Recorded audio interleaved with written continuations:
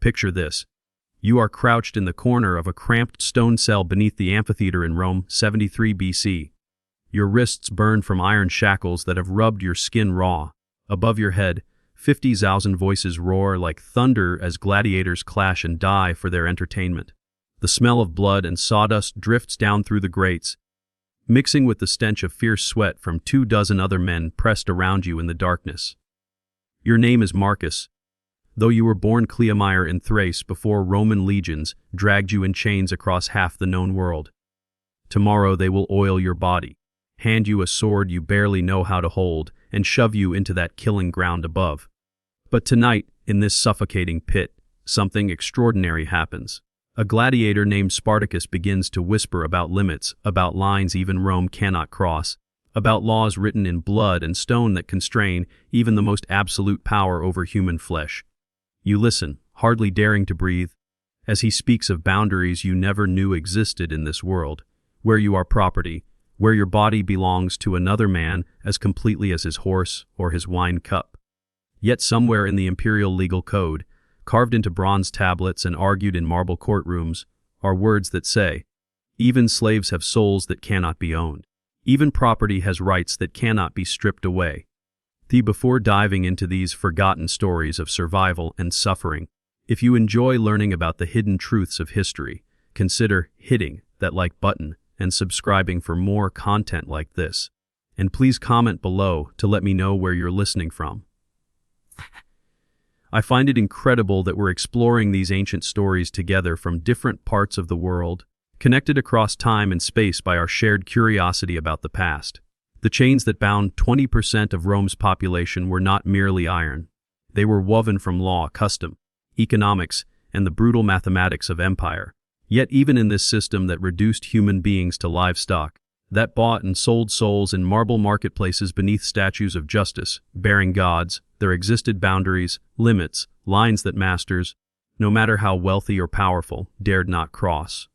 Understanding these limits requires us to descend into the shadowed world of Roman slavery, not as tourists seeking simple moral lessons, but as archaeologists of suffering, digging through layers of legal papyrus and scarred stone to uncover the complex mechanics of human bondage. What we find there challenges everything we think we know about absolute power and the stubborn persistence of human dignity. Rome in the 1st century BC was a machine for creating slaves. Every conquest fed the beast. When Pompey crushed the pirates of Sicca in 67 BC, he sold 20,000 captives in the markets of Delos in a single day. When Caesar completed his genocide of Gaul, 1 million Celts died, and another 1 million were chained and shipped to Rome. The city's heartbeat was the rhythm of slave auctions, the crack of overseers' whips, the shuffle of bare feet on marble floors. Walk through any Roman house of substance, and you would find them everywhere.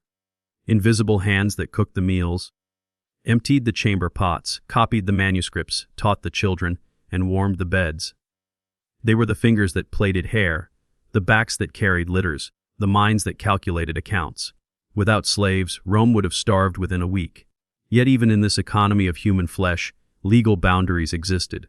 Roman law, for all its cruelty, was still law, a system of rules that applied even to those who made the rules. Masters who transgressed these boundaries faced consequences that ranged from public shame to criminal prosecution, from financial ruin to exile, from the only world that mattered to them. The first and perhaps most surprising limit was this: a Roman master could not legally kill his slave without cause. This was not mercy. This was property law. A slave represented a significant investment, often costing more than a year's wages for a skilled craftsman. Destroying valuable property without justification was wasteful, and waste was a vice that offended Roman sensibilities almost as much as cowardice. More importantly, random killing disrupted social order. If masters could murder slaves on whim, the delicate balance that kept 20% of the population in chains would collapse into chaos. Fear was a tool, but it required precision. Kill too few slaves and they might rebel. Kill too many and you had no one left to do the work. The law developed elaborate categories for justified slave killing. A master could legally execute a slave for theft, for running away, for striking a free person, for sexual impropriety, or for various forms of disobedience. But the killing had to serve a purpose: punishment, deterrence, or the removal of a genuine threat. Casual murder was forbidden. This prohibition was enforced through a complex web of social pressure and legal consequences. Roman society was built on reputation, and a master known for senseless cruelty would find himself isolated from business partnerships, political alliances, and social connections that formed the foundation of elite life. Worse, under certain circumstances, the state could prosecute masters for unjustified killings under laws governing the destruction of property or the disturbance of public order. But the most powerful constraint was economic. Dead slaves produced nothing. A skilled slave, a Greek tutor, a Germanic bodyguard, a Syrian cook could represent a fortune. Killing such a person was like burning money, and Romans hated nothing more than financial waste. This created a grotesque moral calculus. Slaves lived or died not because Romans valued human life, but because they valued human productivity. A master might hesitate to kill a valuable cook, but think nothing of executing a field hand whose only skill was digging ditches. The law protected property, not people. But since slaves were property, they gained a twisted form of protection from their own commodification. The second major limitation concerned religious practice. Roman religion was a public performance, a civic duty intertwined with loyalty to the state. Slaves were expected to participate in public festivals, to honor the household gods, to observe the sacred calendar that structured Roman life. But they could not be forced to abandon their private devotions or to violate the deepest taboos of their native traditions. This religious tolerance was not born from any notion of spiritual freedom. It was pure pragmatism. Slaves torn from their homelands, separated from their families, stripped of their identities, needed something to cling to for psychological survival. Religion provided that anchor. A slave who retained some connection to his gods, who could whisper prayers in his native tongue, who could observe the festivals of his childhood, was less likely to despair, less likely to rebel, less likely to seek escape in suicide. Masters learned that forcing complete religious conversion often broke slaves in ways that made them useless. A Celtic druid forced to sacrifice to Jupiter might comply outwardly while dying inside, becoming listless and unproductive. A Jewish scribe required to eat pork might choose starvation over pollution. A German warrior compelled to worship Mars instead of Woden might turn his religious fury into murderous rage. So, Roman law developed a practical compromise. Slaves had to participate in public religious observances. This was a matter of civic loyalty and social order. They had to honor the household gods of their masters. This was a matter of family solidarity and domestic harmony. But in the privacy of their quarters, in the shadows of their thoughts, they could maintain whatever spiritual connection sustained them. This religious accommodation created strange scenes throughout the empire. In a single Roman household, you might find a Celtic slave girl leaving offerings for the triple goddess in a hidden shrine, a Jewish cook lighting candles for the Sabbath in a corner of the kitchen, an Egyptian servant chanting prayers to Isis in the early morning light. These small acts of personal devotion were tolerated, sometimes even unnoticed, as long as they did not interfere with the public performance of Roman religion. Slavery was not just a social or legal issue. It was deeply intertwined with the economic fabric of the Roman Empire. Slaves were seen as investments, commodities that could yield returns if managed properly. The economic motivations behind slavery were stark and calculated, driven by a desire for profit and efficiency. Roman masters were acutely aware of the economic value of their slaves. A well-trained slave could be a more reliable and cost-effective worker than a hired laborer. They were integral to the production of goods, the maintenance of estates, and the operation of businesses. In many ways, the prosperity of Rome was built on the backs of its slaves. This economic dependence created a peculiar moral calculus. Masters had to weigh the cost of a slave's life against their potential productivity. A skilled craftsman or educated servant was a valuable asset, while an unskilled laborer was more expendable. This led to a hierarchy of slave value, where those with specialized skills or education were afforded a higher degree of care, not out of compassion, but out of economic necessity. The treatment of slaves often hinged on their perceived economic worth. A master might invest in the health and well-being of a valuable slave, providing medical care and better living conditions to protect their investment. Conversely, slaves deemed less valuable might suffer harsher conditions and be subjected to more brutal treatment. In this economic system, the humanity of slaves was often overshadowed by their monetary value. The fate of a slave was dictated not by their intrinsic worth as a human being, but by their utility and profitability in the eyes of their masters. This grim reality underscored the harshness of Roman slavery, where human lives were reduced to mere numbers in a ledger. In conclusion, the story of Roman slavery is one of complexity and contradiction. It is a tale of human suffering and resilience, of power and oppression, of economic pragmatism and moral ambiguity. As we delve deeper into this history, we uncover the layers of a society built on the exploitation of human beings, yet constrained by legal and economic forces that curbed absolute power. The legacy of Roman slavery serves as a sobering reminder of the capacity for cruelty inherent in human systems and the enduring struggle for dignity and freedom. In the next chapter, we will explore the daily lives of Roman slaves, their roles, their contributions, and the invisible threads that wove them into the fabric of the empire. Stay with us as we continue to unravel the complex tapestry of Roman history. In the dim corners of Roman kitchens, flickering Sabbath candles served as a beacon of hope and defiance for enslaved individuals who clung to their spiritual traditions amid oppression. Germanic slaves whispered to Odin before the crack of dawn, invoking his strength before their daily toil. Meanwhile, Egyptian scribes meticulously drew protective hieroglyphs, each stroke a silent prayer for protection against the harsh realities of their bondage. In public, these slaves participated in the rituals of their Roman masters, bowing to the gods of a foreign pantheon, yet in private, they nurtured the spiritual practices of their ancestors. This duality was not merely a matter of personal faith, but a subtle form of resistance. By maintaining their religious customs, slaves preserved their identities, creating an invisible line of defiance against cultural assimilation. Masters who imposed too heavily on these spiritual freedoms often faced unintended consequences. For slaves, spiritual despair could lead to apathy or open rebellion. Some chose death over a life of spiritual corruption, while others became fervent warriors, viewing their struggle as a cosmic battle between their gods and the Roman oppressors. These acts of defiance sometimes culminated in escape, with slaves carrying tales of religious persecution back to their homelands, complicating Roman conquests. Such narratives of oppression forced Rome to expend greater resources in maintaining control over its territories, illustrating the power of spiritual resistance in ancient struggles for freedom.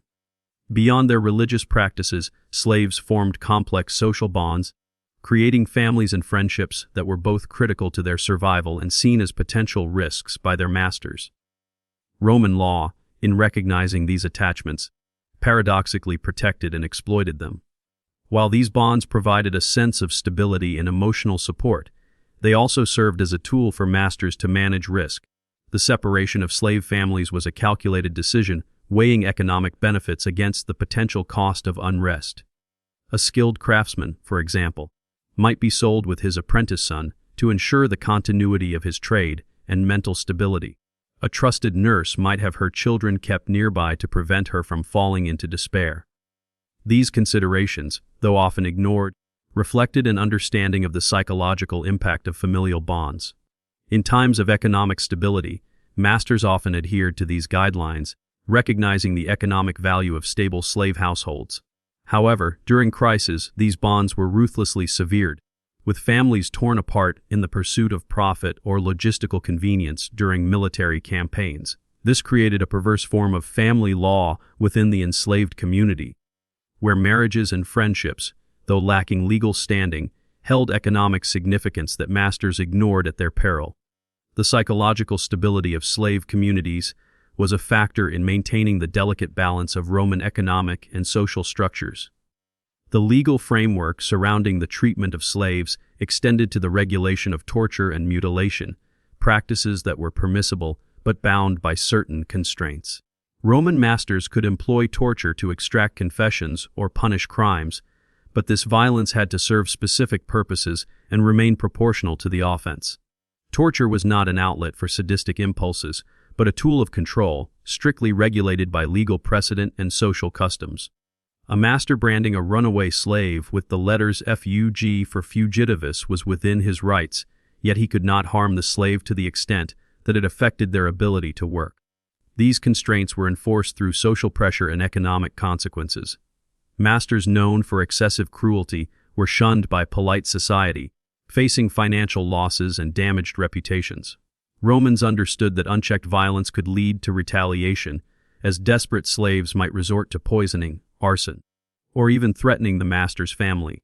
Therefore, while cruelty was not prohibited, it was regulated, creating a moral landscape where the intent, proportion, and purpose of punishment were paramount.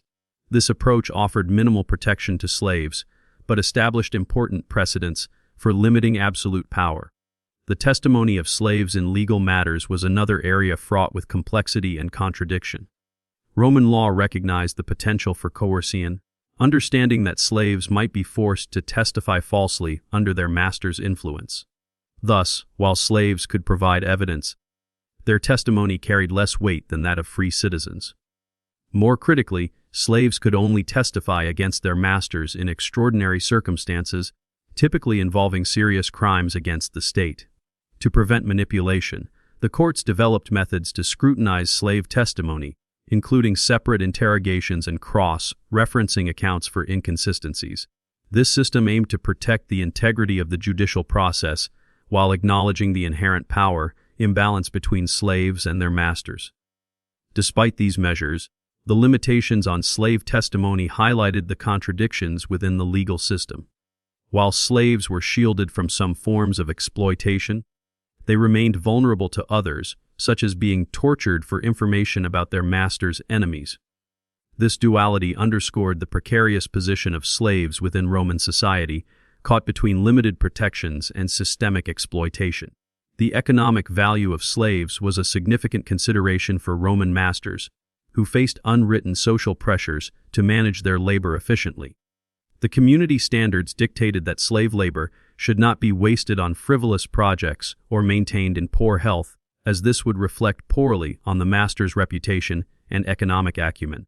Roman society's competitive nature enforced these standards through social ostracism and economic exclusion, ensuring that masters who failed to maximize the productivity of their slaves faced significant consequences. This social pressure served as an informal mechanism for regulating the treatment of slaves, balancing the need for economic gain with the preservation of community standards.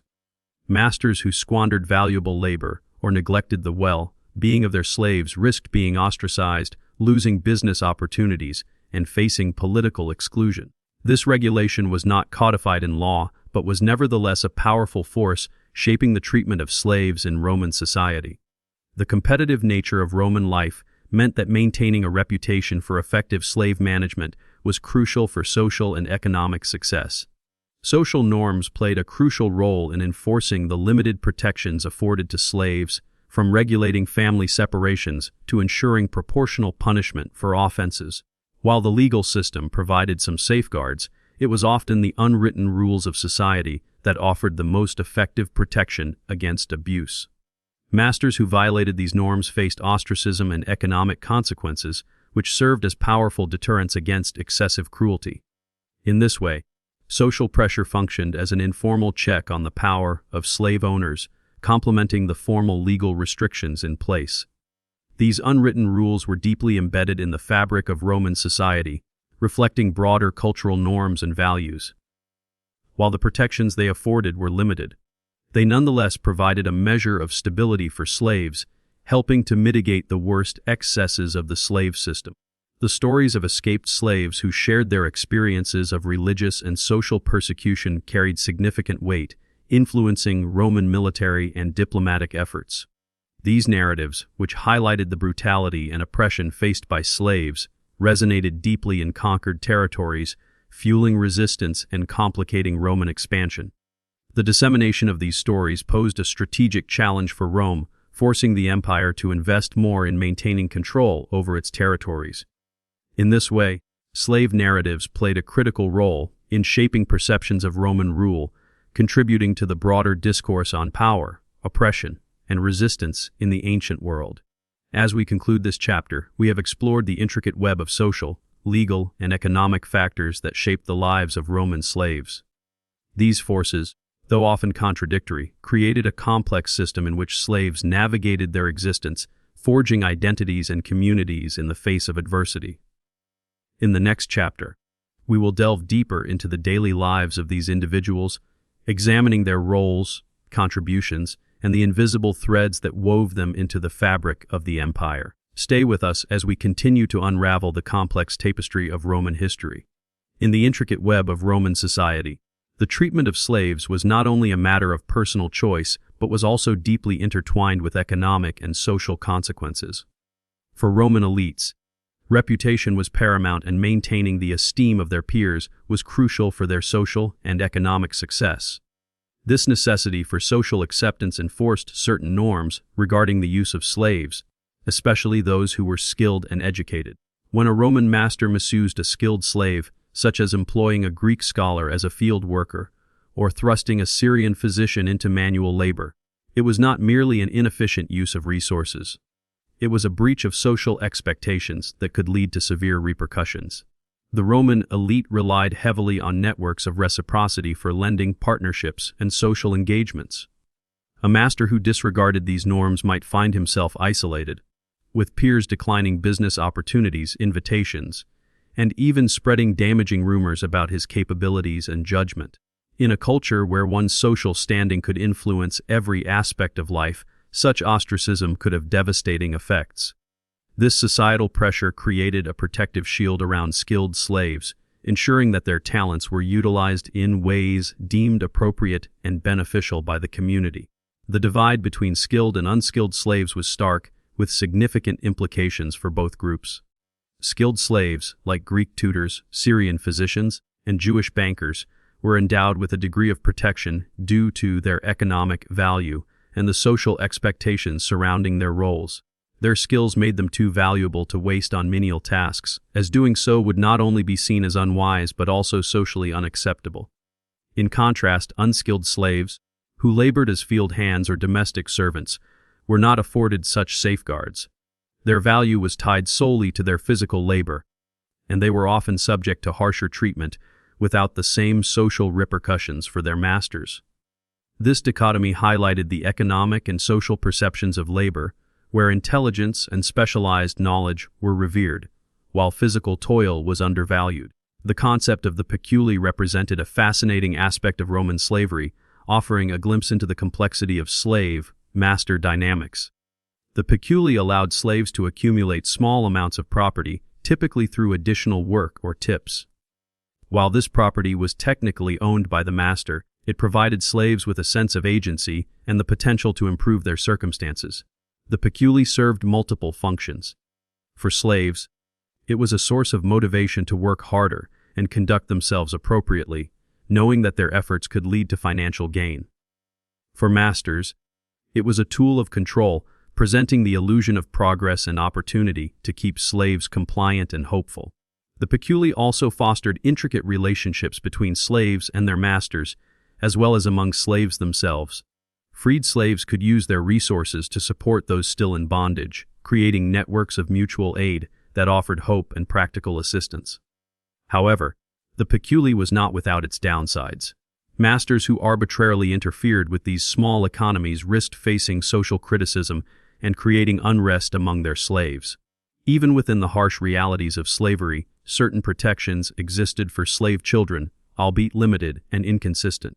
Roman law acknowledged the value of slave children as future assets, and masters were expected to ensure their survival and basic well-being to preserve their investments. Children could not be subjected to the same level of labor or punishment as adults, reflecting a practical approach to preserving their usefulness. Cultural values also played a role in shaping the treatment of slave children. Romans held certain ideals about family life, and visible cruelty towards children could tarnish a master's reputation.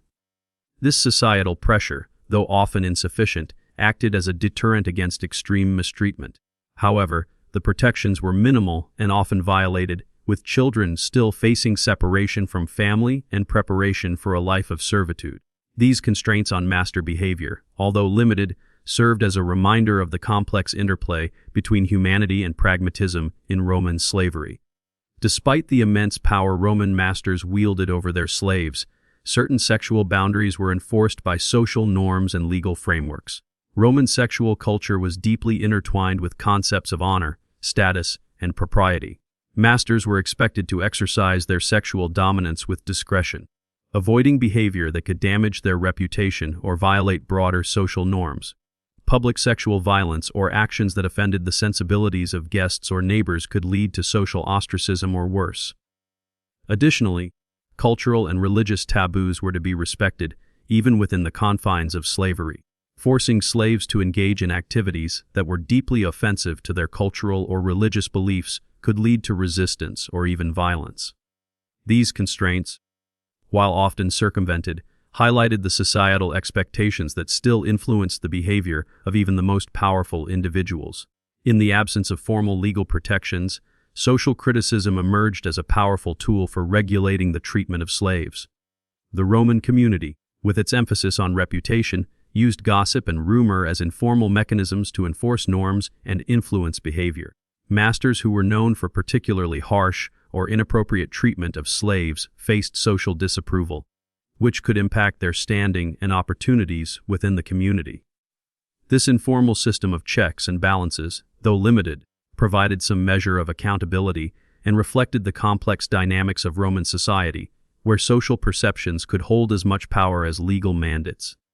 In conclusion, the Roman slave system was a tapestry of contradictions, where economic pragmatism, social expectations, and cultural values intertwined to create a complex set of constraints and opportunities. While the system was fundamentally oppressive, these nuanced dynamics provided some avenues for protection and agency, albeit limited and unevenly applied. As we move forward, we will explore how these intricate relationships and societal pressures shaped the daily lives of slaves, influencing their roles and contributions to the Roman Empire. In the sprawling landscape of Roman society, power was a currency as potent as it was precarious. The masters of this vast empire wielded authority that seemed unassailable. Yet even their dominion was hedged by boundaries that spoke to the complex interplay between power and morality.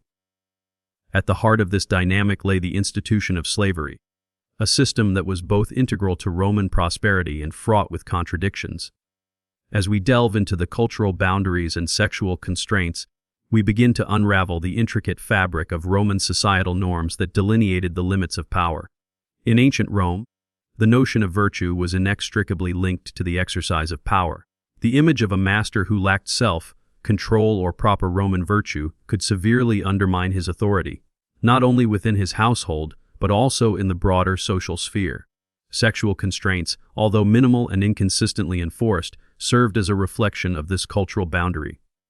These constraints, which offered little real protection to enslaved people, were emblematic of a broader set of limitations that governed even the most absolute power. Roman societal norms placed a premium on virtue, decorum, and the maintenance of social order. Masters were expected to embody these ideals, and any deviation could result in social repercussions. The cultural taboos surrounding sexual conduct were not merely moral guidelines, but were intertwined with legal and social practices that aimed to preserve the dignity of Roman authority. A master who transgressed these boundaries risked not only personal disgrace, but also the destabilization of the hierarchical structures upon which Roman society depended. Amidst these constraints, a glimmer of hope lay in the right of appeal available to Roman slaves. This right, though limited and fraught with danger, served as a crucial check on the most egregious abuses of power. Enslaved individuals who could demonstrate that their masters had violated legal or social boundaries could appeal to higher authorities, including magistrates, governors, or even the emperor himself. While successful appeals were rare, they were not impossible. Skilled or valuable slaves, whose mistreatment represented significant economic waste, stood a better chance of finding sympathetic ears among Roman officials. The appeals process, however, was perilous. A failed attempt could result in severe punishment, including torture, mutilation, or even death. Yet, the mere existence of this right underscored a fundamental truth. Even in a system predicated on the dehumanization of individuals, there were limits to what could be done in the name of authority. The belief in proper conduct between superiors and inferiors was a cornerstone of Roman social hierarchy. masters were expected to exercise their authority with dignity and purpose.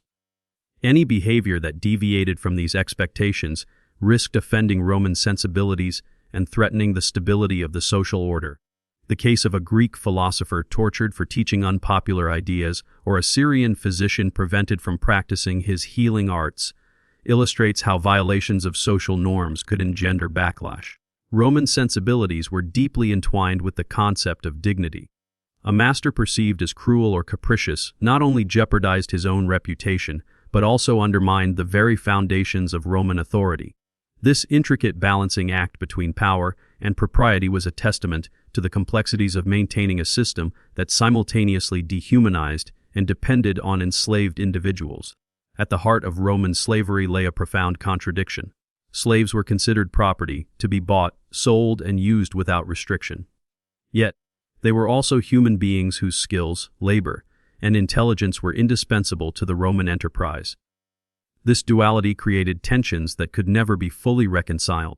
Every limitation on master power acknowledged the humanity of enslaved people, while simultaneously denying them freedom. The contradiction manifested in daily life, where slaves were expected to contribute as productive members of society while being denied basic human rights. Philosophical debates about the nature of humanity and property abounded, reflecting the moral and ethical quandaries inherent in a system that sought to commodify human life. The understanding of systemic limitations provided enslaved individuals with the tools necessary to challenge Roman slavery. Figures like Spartacus and his followers exemplified how knowledge of these constraints could inform strategies for rebellion. The Spartacus Rebellion, which lasted 2 years and shook the Roman world, was a testament to the power of understanding and exploiting systemic weaknesses. The rebellion was not merely an expression of anger, but a calculated response to the mechanisms of oppression. The rebels, aware of the contradictions within the system, knew precisely which boundaries to cross and which rules to break to incite change.